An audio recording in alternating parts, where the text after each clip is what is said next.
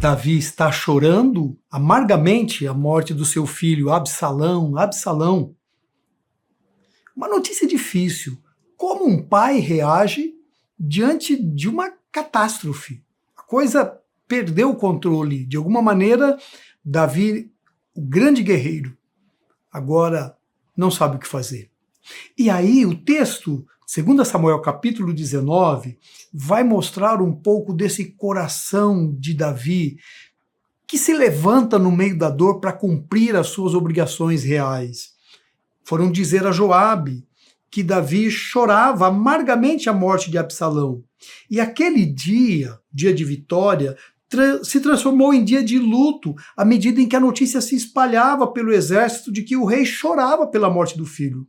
Por isso, o exército entrou na cidade discretamente, como um exército humilhado pela derrota. O rei cobriu o rosto com as mãos e chorava sem parar. Absalão, Absalão. Joabe, então, em particular, censurou o rei. É o fim. O Senhor despreza os seus servos leais que salvaram a sua vida, sem falar na vida dos seus filhos, filhas, mulheres e concubinas. Parece que o Senhor ama quem o odeia e odeia quem o ama. Assim, demonstra que os soldados e os oficiais não valem nada para o Senhor. Se Absalão tivesse vivo agora, todos nós estaríamos mortos. O Senhor estaria contente? Deixe disso. Vá lá fora, dê uma palavra de ânimo aos seus amigos, assim como vive o Eterno, se o Senhor não for, todos o abandonarão. E ao anoitecer, não haverá um único soldado aqui, a pior coisa que poderia te acontecer. Então o rei saiu e ficou em seu lugar, na entrada da cidade. Logo, todos notaram. Vejam, o rei veio nos receber, e todo o exército se apresentou ao rei. Mas os israelitas fugiram do campo de batalha direto para casa. É uma situação muito complexa e difícil da gente estabelecer um julgamento se Davi está certo, Davi está errado. Acabou a guerra, o seu exército venceu. Absalão foi morto daquela forma cruel por Joabe, você lembra, nos episódios passados, e agora está Davi recebendo a notícia de uma forma muito estranha. Alguém está cantando alegremente a morte como se Absalão fosse o pior dos bandidos. Pode até ser, mas não para Davi. Então, como fica o coração de um pai? Como ficaria o seu coração se o seu filho morresse? Como lidar com essas perdas? Como lidar com essas cenas desagradáveis? Nós vamos olhar um pouco o capítulo 19 e vamos aprender um pouco de como Davi reage a essa situação de dor, como a sua justiça se torna real, como a sua história se destaca e por isso ele é conhecido como homem segundo o coração de Deus. Nós encontramos então Davi, um homem que é capaz de chorar pelos seus. É um choro amargurado, porque as perdas são irreparáveis. Mas é um choro sincero, a ponto de contagiar todo o seu exército. E os soldados que voltavam cantando silenciosamente entram na cidade. É um choro que incomoda até um coração insensível como o de Joabe. Joabe é o assassino de Absalão, que deveria estar sendo punido, mas ele encobre o seu erro, mas é incomodado pelo choro do rei. Um choro que não vai paralisá-lo, que não vai impedir que Davi exerça e trate das suas funções reais. Como é que você lida com as suas perdas? De que maneira o choro, a dor, a angústia podem lhe paralisar e a vida parece que vai acabar?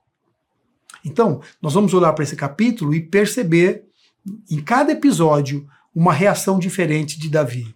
Agora, eu quero destacar algumas lições que o texto vai nos mostrar, bem simples, mas muito profunda para nós. Primeira lição: não é preciso ser forte quando a dor chega na nossa casa. Chorar é também uma expressão de dependência, de humildade diante de Deus. Davi O grande guerreiro, o homem que constrói uma nação, é frágil. Ele chora, ele não tem vergonha de mostrar essa fraqueza, esse amor que ele tem pelos seus. E ele chora amargamente. Se pudéssemos traçar um paralelo, Jesus também chorou, mas não era por fraqueza. Uma segunda lição, cuidado como você trata a fragilidade do outro. Se por um lado eu não preciso ser forte diante da dor, eu posso deixar o meu coração chorar. Do outro lado, existem alguns Joabes que é fácil inferir culpa, achar problema quando o outro está sofrendo. É como se fosse uma tentativa de controlar o humor, controlar a fé, controlar as reações do outro. Joabe é o sabedor de todas as coisas. E ele acusa Davi de ser fraco, de desprezar o seu exército, de desprezar a sua família, de desprezar os seus filhos. Joabe não tem misericórdia, não tem compaixão, não tem empatia. Ele é duro, ele faz um julgamento controlador.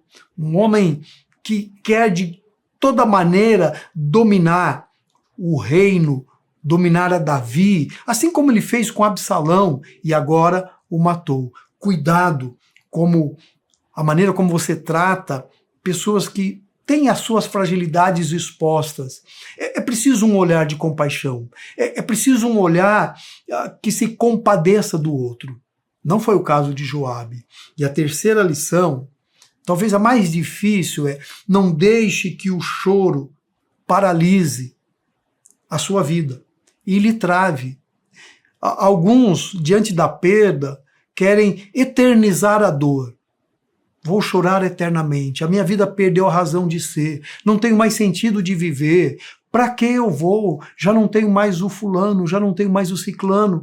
De fato, as dores são difíceis. E a saudade de quem partiu deve doer no coração daqueles que passaram por momentos de perda. Mas a dor não pode ser paralisante. A dor não pode se arrastar pelo resto dos nossos dias como um fardo que me impede de viver. Davi não faz isso. Quando ele é provocado por Joabe, ele se levanta do seu luto, do seu choro e vai para o lugar onde um rei deveria estar, na porta da cidade, recebendo o seu exército. Então logo ele faz isso, o seu exército se recompõe e num desfile de vitória, honrando o rei, se apresentam, ainda sabendo que o rei está ferido, adoecido, choroso, mas eles celebram a vitória.